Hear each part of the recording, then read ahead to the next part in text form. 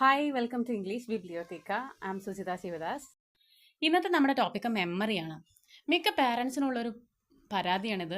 എൻ്റെ മോൻ അല്ലെങ്കിൽ എൻ്റെ മോൾക്ക് ഓർമ്മ നിൽക്കുന്നില്ല, അവനെല്ലാം മറന്നു പോണു എന്നുള്ളത്. ചെറിയ കുട്ടിയാണെങ്കിൽ എന്ത് പറയും, ഞാൻ എല്ലാം വീട്ടിൽ നിന്ന് പഠിപ്പിച്ച് വിട്ടതാണ്, പക്ഷേ ടീച്ചർ ചോദിക്കുമ്പോൾ ഉത്തരം പറയാൻ പറ്റുന്നില്ല അല്ലെങ്കിൽ എഴുതാൻ പറ്റുന്നില്ല എന്നുള്ളതെല്ലാം പരാതി.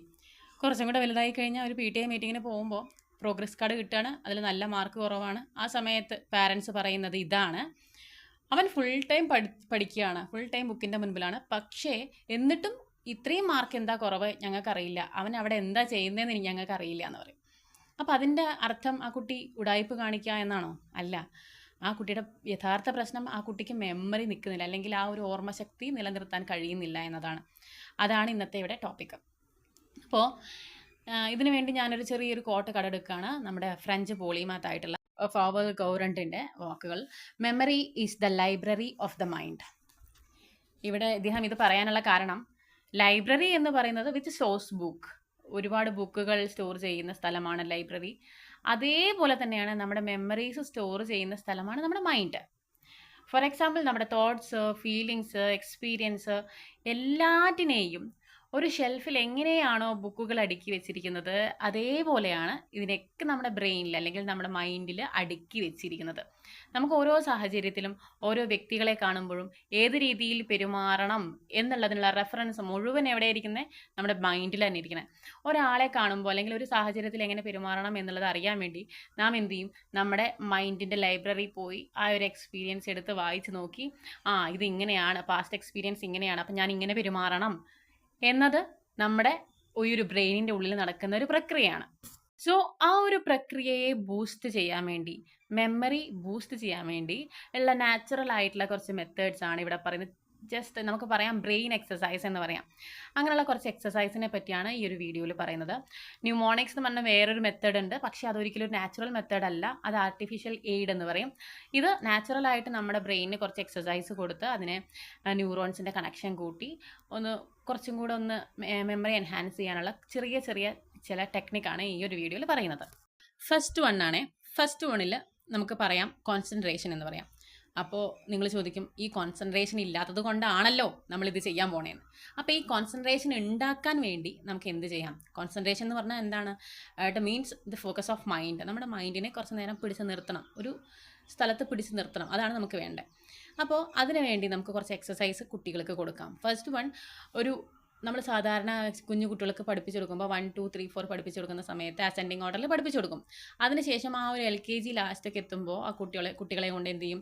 10 മുതൽ ഡിസെൻഡിങ് ഓർഡറിലും കൂടെ ചൊല്ലാൻ പറയും. അതെന്തിനാണെന്നറിയോ? It's a kind of brain exercise. നമ്മൾ 1 to 100 ചൊല്ലാൻ പറയുക, അതിൻ്റെ കൂടെ തന്നെ 100 to 1 റിവേഴ്സ് ഓർഡറിലും ചൊല്ലാൻ പറയുക. അത് it's a kind of memory boosting ടെക്നിക്കാണ്.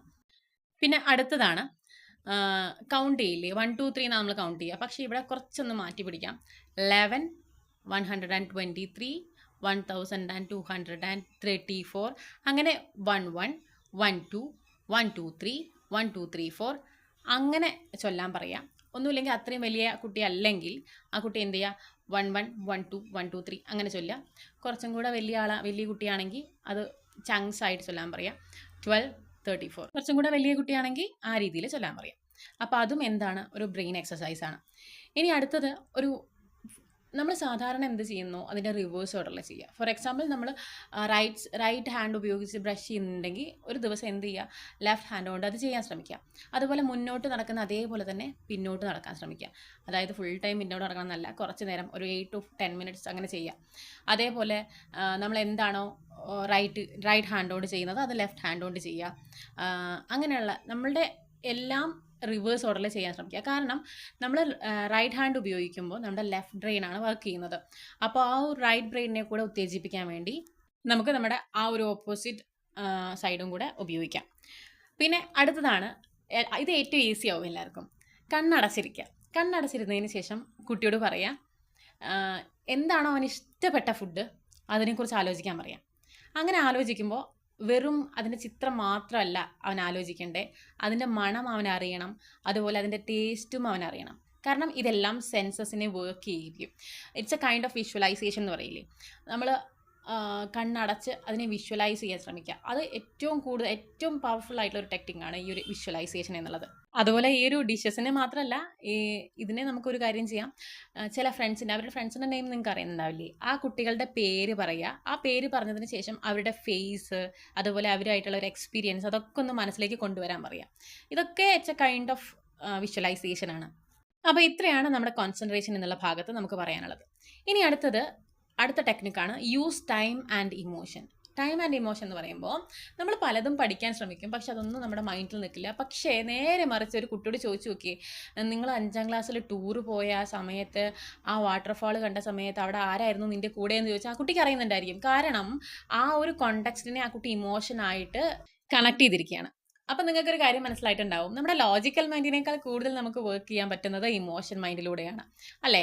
ഇപ്പോൾ നമ്മൾ കുറേ പഠിക്കുകയാണ്, ബുക്കിരുന്ന് വായിക്കുക, നമ്മുടെ മൈൻഡിൽ കയറിക്കൊള്ളുന്ന ഒരു നിർബന്ധമില്ല.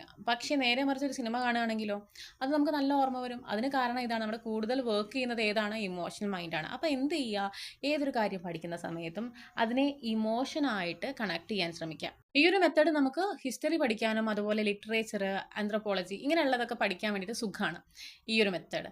പക്ഷേ എല്ലായിടത്തും ഇത് അപ്ലിക്കബിൾ ആണോ? അല്ല. പക്ഷേ നമുക്ക് ഒരു ഏകദേശമൊക്കെ നമുക്ക് ഉപയോഗിക്കാൻ പറ്റും. ഫോർ എക്സാമ്പിൾ, നമ്മളൊരു കാര്യം പഠിച്ചുകൊണ്ടിരിക്കുകയാണ്, അത് നമ്മുടെ മെമ്മറിക്ക് കയറിയെന്ന് നമുക്ക് ഉറപ്പായി കഴിഞ്ഞ് കഴിഞ്ഞാൽ ആ ഒരു ഇരിക്കുന്ന സ്ഥലത്ത് തന്നെ, അല്ലെങ്കിൽ എവിടെയാണോ പഠിക്കാൻ ഉപയോഗിക്കുന്ന ആ സ്ഥലത്ത് തന്നെ എന്തെങ്കിലും ഒരു ഇമോഷൻ ക്രിയേറ്റ് ചെയ്യാൻ ശ്രമിക്കുക.